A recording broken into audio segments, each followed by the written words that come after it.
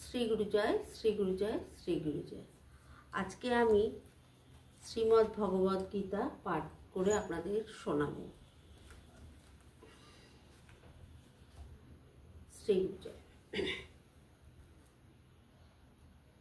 প্রথম অধ্যায়, বিষাদযোগ। ধৃতরাষ্ট্র উবাচ, ধর্মক্ষেত্রে কুরুক্ষেত্রে সমাবেতা যজুৎসব মামকা পাণ্ডবাশ্চৈব কিম কর্তব্য সঞ্জয়। অনুবাদ। ধৃতরাষ্ট্র জিজ্ঞাসা করলেন, হে সঞ্জয়, ধর্মক্ষেত্রে যুদ্ধ করার মানসে সমবেত হয়ে আমার পুত্র এবং পাণ্ডুর পুত্রেরা তারপর কি করল? তাৎপর্য: ভগবদ গীতা হচ্ছে বহুজন পঠিত ভগবত তত্ত্ববিজ্ঞান, যার মর্ম গীতা মাহাত্ম্যে বর্ণিত হয়েছে। সেখানে বলা হয়েছে ভগবদ গীতা পাঠ করতে হয় ভগবত তত্ত্বদর্শী কৃষ্ণ ভক্তের তত্ত্বাবধানে। ব্যক্তিগত দৃষ্টিভঙ্গির পরিপ্রেক্ষিতে গীতার বিশ্লেষণ করা কখনোই উচিত নয়। গীতার যথাযথ অর্থ উপলব্ধি করার দৃষ্টান্ত ভগবদ গীতাই আমাদের সামনে তুলে ধরেছে।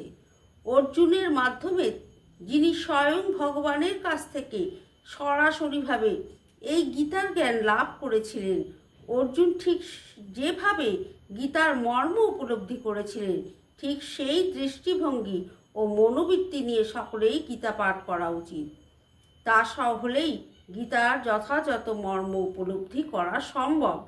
সৌভাগ্যবশতই যদি কেউ গুরু পরম্পরা সূত্রে ভগবদ গীতার মন গড়া ব্যাখ্যা ব্যতীত যথাযথ অর্থ উপলব্ধি করতে পারেন, তবে তিনি সমস্ত বৈদিক জ্ঞান এবং পৃথিবীর সব রকমের শাস্ত্র জ্ঞান আয়ত্ত করতে সক্ষম হন। ভগবদ গীতার পড়ার সময় আমরা দেখি অন্য সমস্ত শাস্ত্রে যা কিছু আছে তা সবই ভগবদ গীতায় আছে। উপরন্তু ভগবদ গীতায় এমন অনেক তত্ত্ব আছে যা আর কোথাও নেই। এটি হচ্ছে গীতার মাহাত্ম্য, এবং এই জন্যই গীতাকে সর্বশ্রেষ্ঠ শাস্ত্র বলে অভিহিত করা হয়। গীতা হচ্ছে পরম তত্ত্ব দর্শন, কারণ পরমেশ্বর ভগবান শ্রীকৃষ্ণ নিজে জ্ঞান দান করে গেছেন। মহাভারতে বর্ণিত ধৃতরাষ্ট্র ও সঞ্জয়ের আলোচনায় বিষয়বস্তু হচ্ছে ভগবদ গীতায় মহৎ তত্ত্ব দর্শনের মূল উপাদান। এখানে আমরা জানতে পারি যে এই মহৎ তত্ত্ব দর্শন প্রকাশিত হয়েছিল কুরুক্ষেত্রের রণাঙ্গনে, যা সুপ্রাচীন বৈদিক সভ্যতার সময় থেকেই পবিত্র তীর্থস্থান রূপে খ্যাত।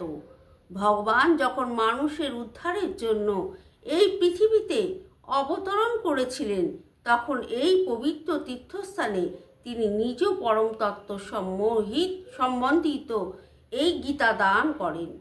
এই শ্লোকে ধর্মক্ষেত্র শব্দটি খুবই তাৎপর্যপূর্ণ, কারণ কুরুক্ষেত্রের যুদ্ধক্ষেত্রে ভগবান শ্রীকৃষ্ণ অর্জুন তথা পাণ্ডবদের পক্ষে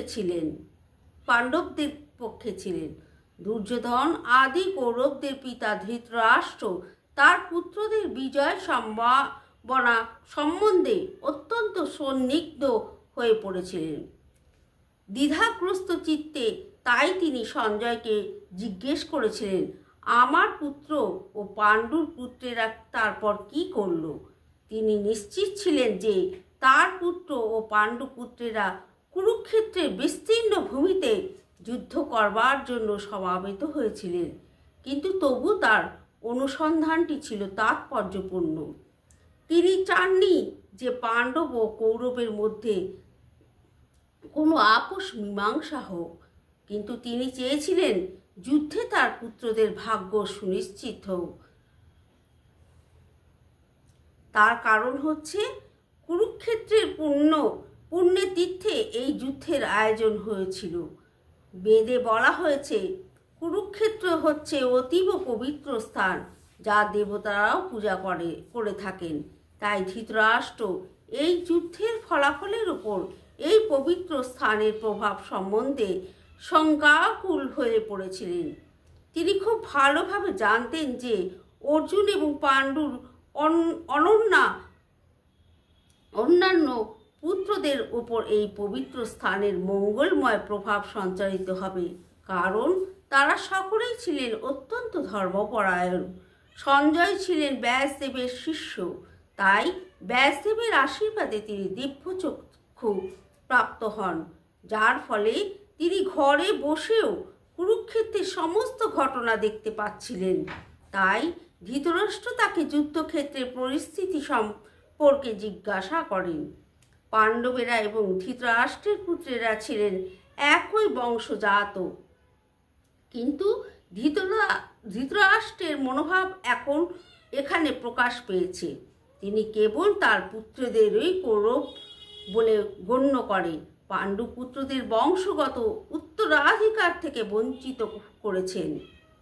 এভাবে ভ্রাতুষ্পুত্র বা পাণ্ডুর পুত্রদের সঙ্গে সম্পর্কের মাধ্যমে ধৃতরাষ্ট্রের বিশেষ দৃষ্টিভঙ্গি হৃদয়ঙ্গম করা যায়। ধান খেতে যেমন আগাছাগুলি তুলে ফেলে দেওয়া হয়, তেমনই ভগবদ্গীতার সূচনা থেকে আমরা দেখতে পাচ্ছি কুরুক্ষেত্রের রঙ্গাঙ্গনে ধর্মের প্রবর্তক ভগবান স্বয়ং উপস্থিত থেকে ধৃতরাষ্ট্রের পাপিষ্ঠ পুত্রদের সমূলে উৎপাটিত করে ধার্মিক যুধিষ্ঠিরের নেতৃত্বে ধর্মপরায়ণ মহাত্মাদের পূর্ণ প্রতিষ্ঠা করবার আয়োজন করেছেন। বৈদিক এবং ঐতিহাসিক গুরুত্ব ছাড়াও সমগ্র গীতা তত্ত্ব দর্শনের পরিপ্রেক্ষিতে ধর্মক্ষেত্র ও কুরুক্ষেত্র এই শব্দ দুটি ব্যবহারে তাৎপর্য বুঝতে পারা যায়। শ্রী গুরুজা শ্রী গুরুজা শ্রী গুরুজা। ওম ভগবতে বাসুদেবায় নমঃ।